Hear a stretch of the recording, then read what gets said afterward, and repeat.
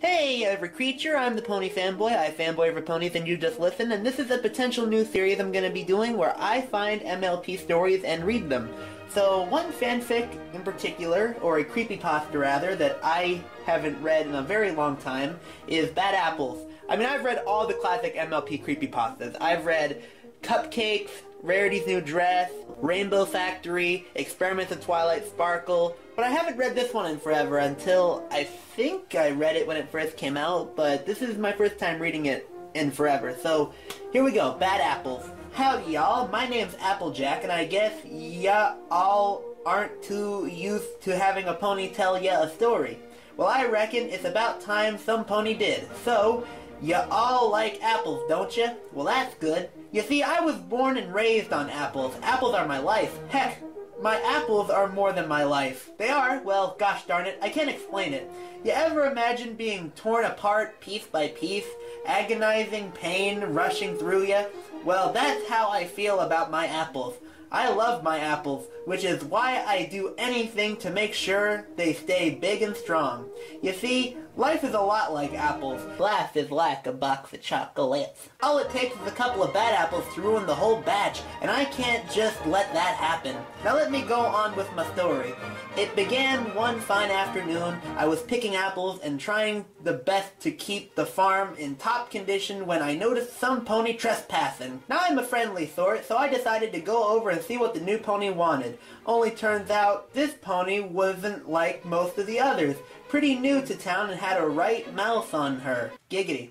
Still, I just tried my best to move the little pony on without making a fuss. After a while, they went to move on and seemed to be a nice enough pony despite the rough start. Then it happened. That pony went ahead and took one of my apples, took a big bite of it right in front of me, and smiled real nice.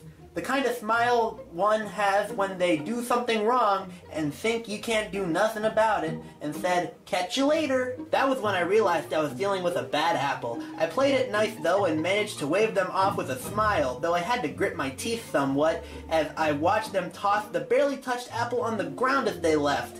Wow, I haven't seen Applejack this mad since she dealt with Strawberry Sunrise. You'd better apologize. Oh, I'm sorry, but you actually bite into those tasteless, mealy, worm-filled things. Oh. What? That night, I waited until the others were asleep and headed out. It didn't take me long to track the other pony from before. Turns out they were staying in a house not too far from the farm. I looked and found out the pony was asleep, so I climbed in the window. I admit it wasn't the smartest move. The noise soon woke them up, and they started getting really mad at me. Like I said, that pony sure had a mouth on them. This time, however, that mouth was shut rather quick as I pulled out an apple and shoved it in that pony's muzzle. They coughed and spluttered. Spluttered, that's the word. As they fell over, but I didn't let them get up. I leapt at them and pinned them to the floor as I got another apple and stuffed it in their muzzle. As they squirmed, choking, I crammed the apples further down their throat. "You like apples, don't you?" I said, watching as the pony's eyes watered, body flailing before finally going still. That critter sure put up a fight. I was just lucky that the house was pretty far from the other houses in Ponyville. It would have been awful if I had woken up some pony with all that noise.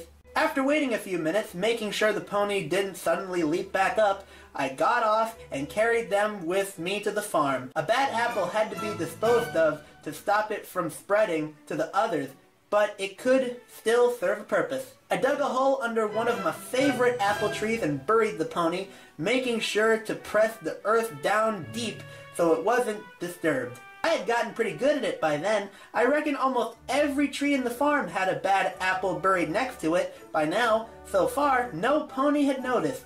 I gave a look at the tree before I retreated, giving myself a little smile as I looked to a nearby apple and helped myself. Only one use for a bad apple, and that's to help other apples grow.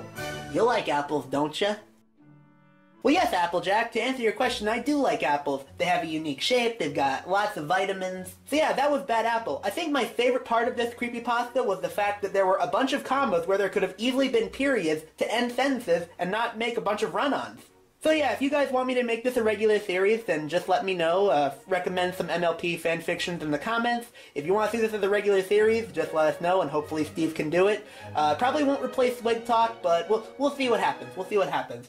So until then, I'm the Pony Fanboy, I fanboy over ponies, and you just listen.